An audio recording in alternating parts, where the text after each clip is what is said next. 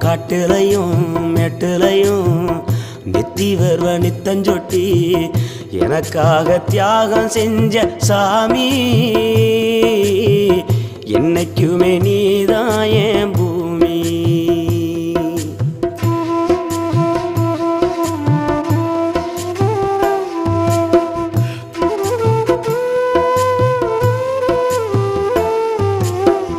காலத்துக்கும் வறுமையில கலங்கி நீ நின்னழுதனா கரை சேர வேணும்னு கடவுளை நீ தொழுத.